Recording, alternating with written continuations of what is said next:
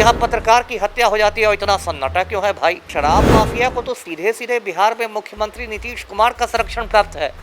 Bharatiya Janata party के राम भक्तों का संरक्षण प्राप्त है शराब माफिया को। ऐसे ही माफिया इतना मजबूत हो गया है क्योंकि शराब माफिया में तो बड़े बड़े सफेद पोस्ट लोग हैं, माननीय विधायक हैं, माननीय सांसद हैं, माननीय मंत्री हैं, बहुत सारे माननीय हैं, बड़े बड़े अधिकारी लोग हैं।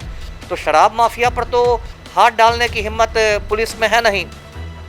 तो पूरे अनुसंधान को, पूरे केस की तफ्तीश को भटकाया जा रहा है। नीतीश कुमार तो अब एक घिसे हुए रिकॉर्ड हो गए।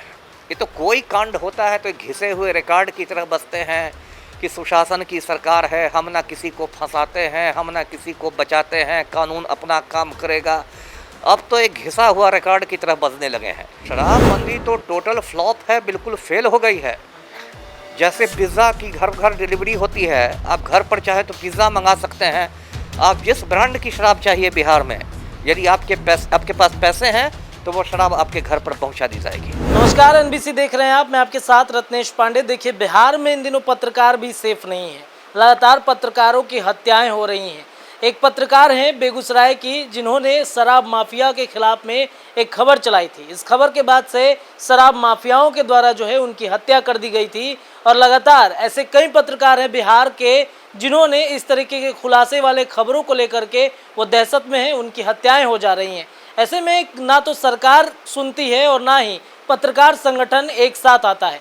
इसी सिलसिले में हम बातचीत करने के लिए पहुंचे हुए हैं अमिताभ दास सर के पास में। सर, लगातार बिहार में पत्रकारों की हत्याएं हो रही हैं, सरकार किसी की सुनती नहीं नजर आ रही है, ना ही कोई पत्रकार संगठन इसके लिए आगे आ रहा है। क्या कहेंगे सर आप, क्या होना चाहिए? देखिए, बहुत दुर्भाग्य की बात है। अभी 3-4 साल पहले सिवान में राजदेव रंजन नाम के पत्रकार की हत्या हुई थी।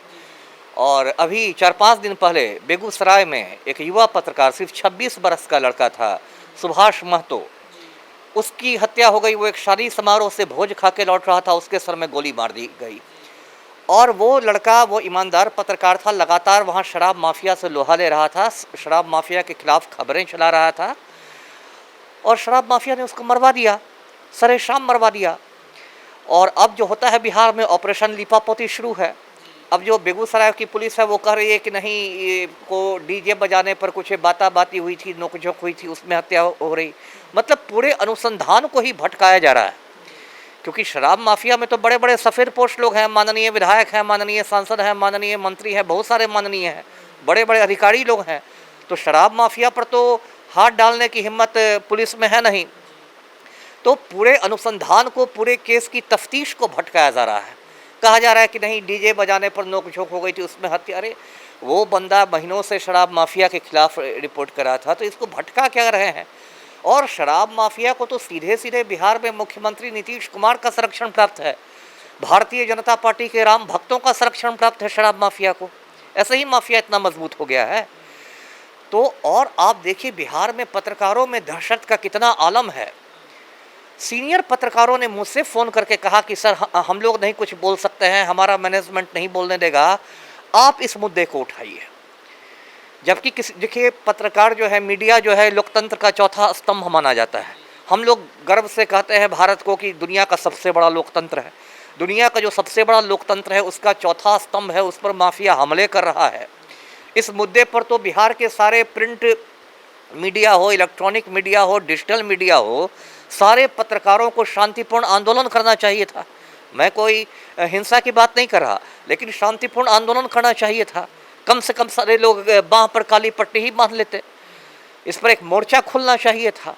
अब देखिए, दहशत का ये आलम है कि मुझसे सीनियर पत्रकार लोग फ़ोन करके कहते हैं कि सर, आप इस मुद्दे को उठाइए, हम लोग तो नहीं बोल सकेंगे, हमारा तो जो प्रबंधन है, मैनेजमेंट है, वो परमिशन नहीं देगा।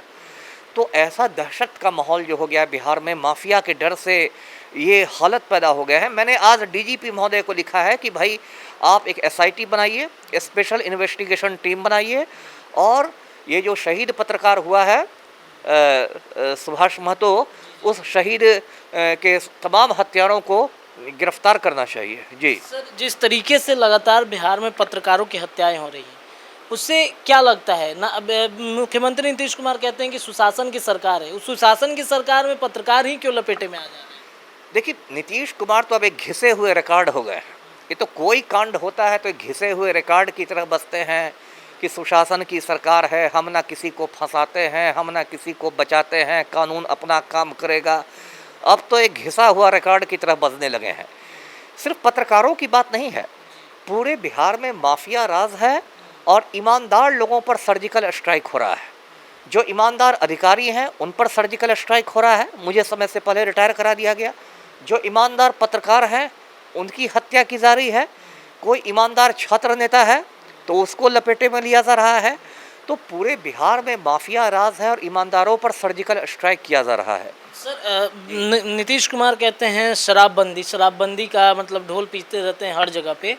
शराबबंदी और शराब माफियाओं का जो जिस तरीके से बोलबाला बिहार में बढ़ा है, क्या लगता है शराबबंदी है? शराबबंदी तो टोटल फ्लॉप है, बिल्कुल फेल हो गई है। जैसे पिज़्ज़ा की घर घर डिलीवरी होती है, आप घर पर चाहे तो पिज़्ज़ा मंगा सकते हैं। आप जिस ब्रांड की शराब चाहिए बिहार में, यदि आपके पास पैसे हैं तो वो शराब आपके घर पर पहुंचा दी जाएगी। ये पूरी शराबबंदी जो है ये तो मखौल हो गया है। और क्या हो गया है कि जब से शराबबंदी हुई है 5-6 साल पहले से, एक शराब माफिया बिहार में पैदा हुआ है और शराब माफिया का मनोबल इतना बढ़ा हुआ। अभी देखिए, उसने एक पत्रकार को मरवा डाला और पूरा बिहार में एकदम सन्नाटा छाया हुआ है ना। जो शोले फिल्म का डायलॉग है कि इतना सन्नाटा क्यों है भाई, तो यहाँ पत्रकार की हत्या हो जाती है और इतना सन्नाटा क्यों है भाई। माफिया के खिलाफ किसी को बोलने की हिम्मत नहीं है। एक्शन की बात छोड़ दीजिए, मुंह खोलने की हिम्मत नहीं है। लोग मुंह में दही जमा कर बैठ गए हैं। सरकार को सर इस पे कुछ ना कुछ तो एक्शन जरूर लेना ही चाहिए। अब सरकार ही शराब माफिया को संरक्षण दे रही है। अभी बीपीएससी पेपर लीक में एक्शन हो गया, कोई ठोस कार्रवाई हो गई। गाय घाट शेल्टर होम में कोई ठोस कार्रवाई हो गई। सृजन घोटाला 2500 करोड़ का हो गया, कोई ठोस कार्रवाई हुई। सारे अभियुक्त लोग छुट्टा घूम रहे हैं और मुख्यमंत्री से पूछा जाएगा तो वही घिसा हुआ रिकॉर्ड बजने लगेगा। तो ये लड़ाई जो है, मैं आपके चैनल के माध्यम से सारे पत्रकारों से कहता हूँ कि भाई आज एक पत्रकार की हत्या हुई है, कल दूसरी की भी हत्या होगी, तीसरे की हत्या होगी, है ना। जितने भी प्रिंट मीडिया हो, इलेक्ट्रॉनिक मीडिया हो, डिजिटल मीडिया हो, सबको बिल्कुल चट्टानी एकता के साथ सरकार पर दबाव बनाना चाहिए कि भाई हत्यारों को गिरफ्तार करो। ये शराब माफिया की हिम्मत कैसे होगी कि किसी पत्रकार का खून कर देगा। एक युवा पत्रकार जो था, उभरता हुआ पत्रकार था, उसके सामने पूरी ज़िंदगी पड़ी हुई थी। बताइए अभी उसके माँ बाप पर क्या गुजर रही होगी। तो यही मैं आपके चैनल के माध्यम से लोगों से बोलना चाहता हूँ। जी, तो देखा आपने किस प्रकार से। आपको बता दें कि बेगूसराय का एक युवा पत्रकार है सुभाष महतो, उसकी बीते दिनों हत्या कर दी गई शराब माफिया के द्वारा। लेकिन पुलिस जो है वो कहते हुए नजर आ रही है कि आपसी विवाद था जिस वजह से गोली मारकर हत्या कर दी गई। पुलिस लगातार वहां पे जा रही है, लीपापोती करने पे लगी हुई है। अगर बिहार में शराबबंदी है तो शराब माफिया कहां से उभर रहे हैं।